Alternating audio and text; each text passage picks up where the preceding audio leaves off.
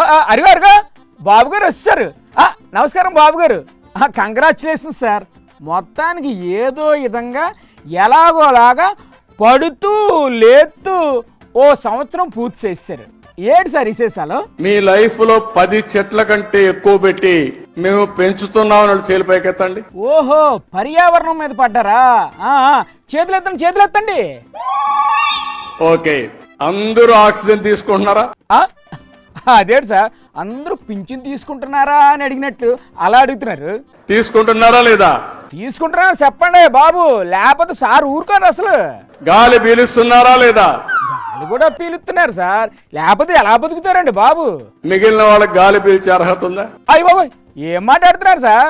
నరాలు కట్ అయిపోయాయి అక్కడ. ఇప్పుడు ఏం చేస్తారో చెప్పండి. అంటే గాలి పీల్చుకోవడం మానేయమంటారా వాళ్ళని?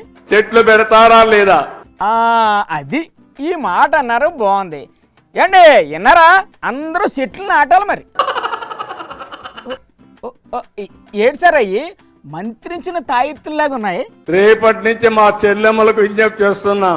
ఏటండి ఆ విజ్ఞప్తి? ఏ అన్నయ్యకు రాఖీ కట్టాలన్నా ఆయన మూల నక్షత్రం తెలుసుకోండి. తెలుసుకుని ఏంటి చెయ్యాలి? దానికి సూటబుల్ విత్తనాలు ఇస్తాం. విత్తనాలు నాటడానికి మూల నక్షత్రం తెలుసుకోవడం ఎందుకు సార్? మామూలుగా నాటేయచ్చు కదా. ఆయన భవిష్యత్తు బాగుండాలంటే నక్షత్రం, ఆ నక్షత్రానికి ఏ చెట్టు సూటబులో ఆ విత్తనాలతో అతనికి రాఖీ కట్టాల్సిందిగా మిమ్మల్ని అందరినీ కోరుతున్నా. ఓహో, రాఖీ పండుగని ఇలా మార్చేశారా?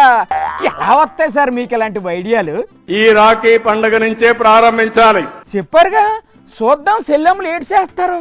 విశాఖపట్నంలో 21న ఇంటర్నేషనల్ యోగా డే ఉందని తెలిసిన వాళ్ళు చేతులు పైకెత్తండి. మళ్ళీ అందరూ చేతులు పైకెత్తండి. ఎత్తండి ఎత్తండి మిమ్మల్ని. తెలియని వాళ్ళుంటే చెప్పండి. చూసారా, ఎవ్వరు ఎత్తడం లేసా?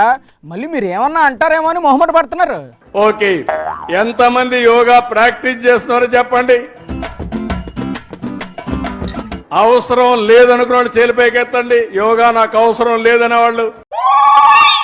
అలా అడిగితే ఎవరన్నా ఇస్తారా సార్? ఏంటి సార్ మీరు మరీను? కొంతమంది చేయడం లేదు, టైం ఉండట్లేదేమో అండి. ఆ రోజున 1 లక్ష కేంద్రాల్లో యోగా ప్రాక్టీస్ చేసి గిన్నిస్ రికార్డ్ బ్రేక్ చేయాలని ఒక లక్ష్యాన్ని పెట్టుకున్నాం. అబ్బా, గిన్నిస్ రికార్డ్ అంటే గ్రేటే.